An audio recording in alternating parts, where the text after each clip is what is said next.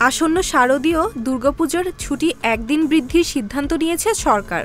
মঙ্গলবারই এ সংক্রান্ত প্রজ্ঞাপন জারি করা হবে বলে জানিয়েছেন প্রধান উপদেষ্টার বিশেষ সহকারী মাহফুজ আলম।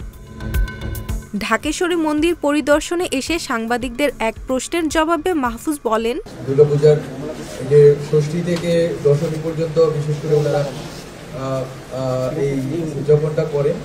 তো এই আনন্দ উদযাপনের জন্য ওনাদের দাবি ছিল।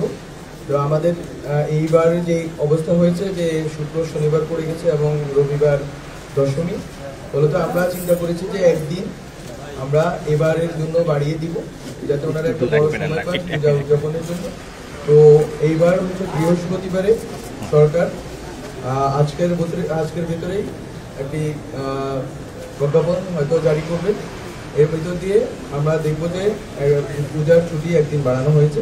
সরকারি ছুটির ক্যালেন্ডার অনুযায়ী আগামী 18 অক্টোবর রোববার পুজোর ছুটি, আর 11 ও 12 অক্টোবর শুক্র ও শনিবার সাপ্তাহিক ছুটি। এ তালিকায় বৃহস্পতিবার যুক্ত হওয়ায় দুর্গাপুজোয় মোট 4 দিন ছুটি পাচ্ছেন সরকারি চাকরিজীবীরা। এ সময় মাহফুজ অভিযোগ করেন, একটি পক্ষ সরকারের সঙ্গে সংখ্যালঘুদের দূরত্ব বাড়ানোর ষড়যন্ত্র করছে। তিনি বলেন, আপনারা বাংলাদেশের সাম্প্রদায়িক পরিস্থিতিকে বিশৃঙ্খল করে তুলতে চাচ্ছেন। সরকারকে যারা অস্থিতিশীল করার জন্য চেষ্টা করছেন, দেশকে অস্থিতিশীল করার জন্য চেষ্টা করছেন, তাদেরকে জেনে রাখা দরকার যে সরকার খুব নিবিড়ভাবে এই দেশের সকল জনগোষ্ঠীর সাথে আছে। বিশেষ করে সংখ্যালঘু সম্প্রদায়গুলো, শুধুমাত্র হিন্দু সম্প্রদায় না, বরং বৌদ্ধ এবং অন্যান্য যারা সম্প্রদায় আছে তাদের সবার সাথে নিয়মিত সংলাপের আয়োজন হচ্ছে, নিয়মিত বোঝাপড়া হচ্ছে এবং সরকার তাদের ন্যায্য দাবিগুলো মেনে নেওয়ার ক্ষেত্রে